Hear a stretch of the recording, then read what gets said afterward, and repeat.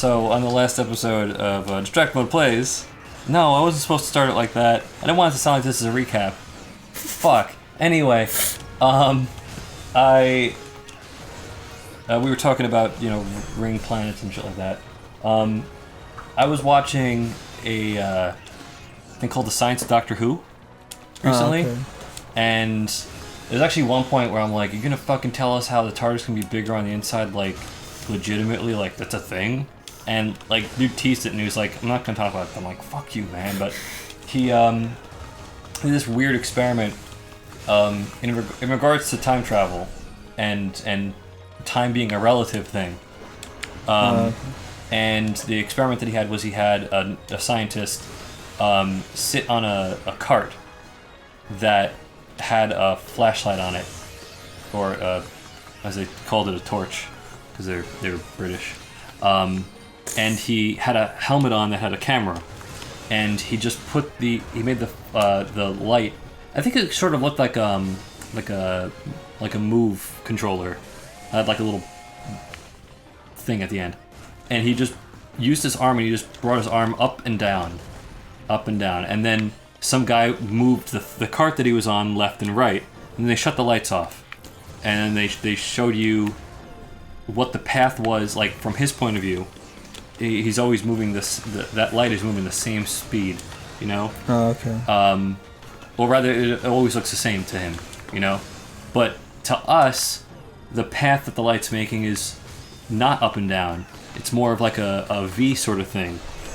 And he was pointing out that when scientists, and I think maybe Einstein, was testing things like speed of light and whatnot, they had mirrors which were bouncing light up and down, like the scientist's arm was going. And Damn it. He said what was weird is that... You want to try? Let me finish the story for it first. Sorry. Yeah. When... if you were to move it and, track the shape track the path that the light's taking, those vertical paths are longer than the one between the bouncing mirrors. And it infers that the speed of light changes. I'm probably saying these things a little wrong, but or that light, or that time moves differently for things that are moving. And the thing is, that's true. Apparently, if you were to go, I think 98% of the speed of light and just travel away from planet Earth for 5 years, and then turn around and then travel back, which would be another 5 years, so 10 years. You, for instance, you'll be 10 years older, but everybody else on the planet will be something like 22 years older. Oh, okay. Yeah, and it's legitimately a thing. You are aging, or rather, time is going... Are you talking about time dilation? Yeah. Okay. Yeah. Yeah, So- that's why on the moon, like, it's like something they observed on the moon when... Is that because the Earth itself is moving and the moon is moving around it, so it's way more velocity? Yeah, so it would be like they experience slightly less time than we Yeah, do? it's something like that, yeah. Yeah. It's really, really cool. Yeah. And then their concept for... You haven't seen Interstellar, right? No. That they talk about it in there? Yeah, that happens in there. Yeah, they also try to discuss they talk about black holes, and they talk about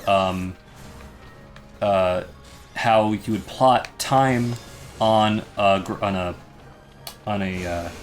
line, and they observed what would be called, or they showed you what would be called like your event cone or whatever, or your, like, basically the moment in the middle is the current event happening, and then an outward cone going up is all the things that'd be affected by the events happening now.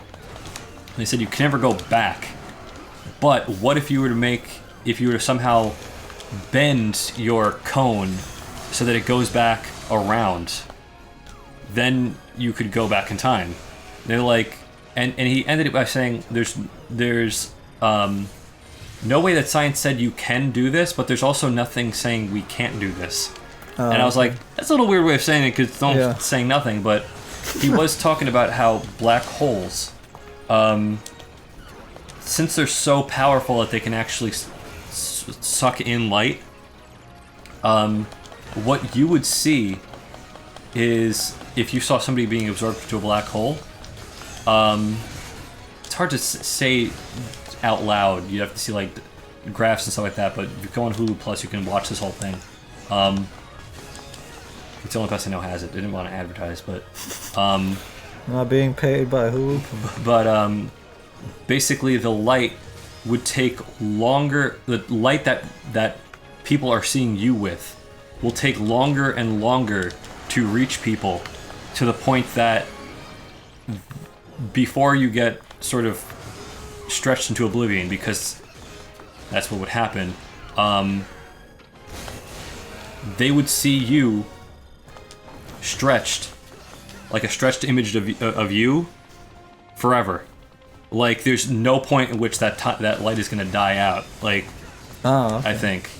So it's a pretty crazy thought. And he was saying like what would happen is basically you would get stretched into a line of atoms, like a just sequential line of atoms. It's really cool.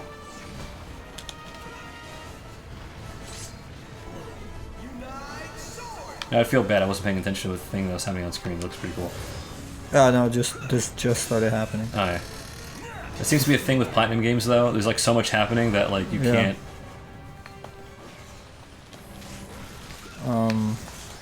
Yeah, I would.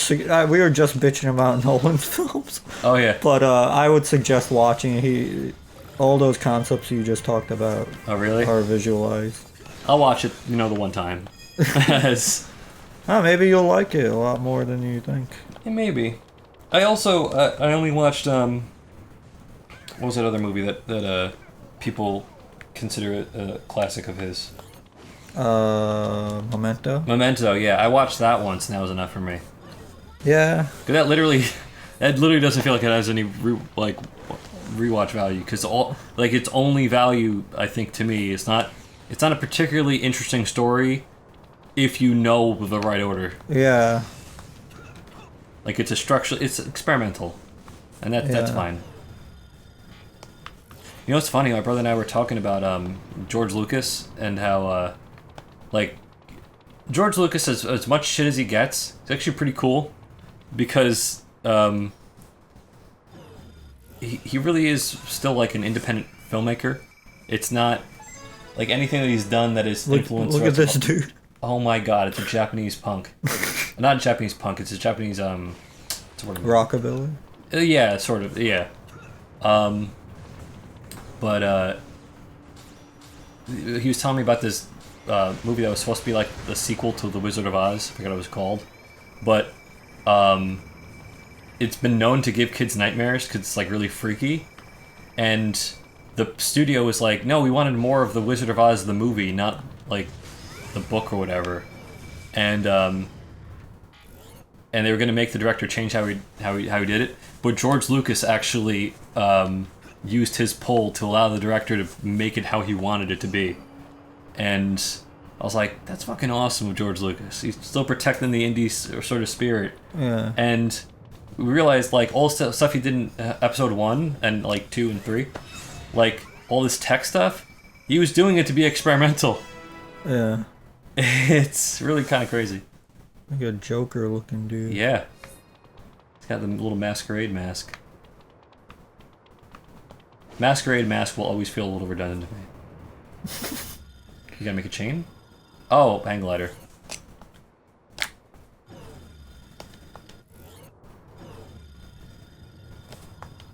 Shit, I have it and like. Okay. There we go.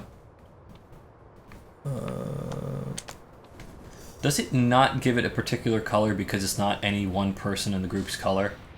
Power, rather?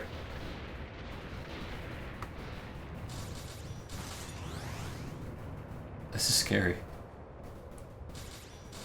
Yeah, I don't know if I'm like doing this right. Oh, you're not going as quickly as you can be because you gotta descend to gain speed. Oh, okay. Yeah. In all these cases, you want to descend to gain speed, and then you pull up. Two. But yeah, and you have the speed, so you can actually still do that. Oh wait, before you do this, next time on the Distract Mode plays.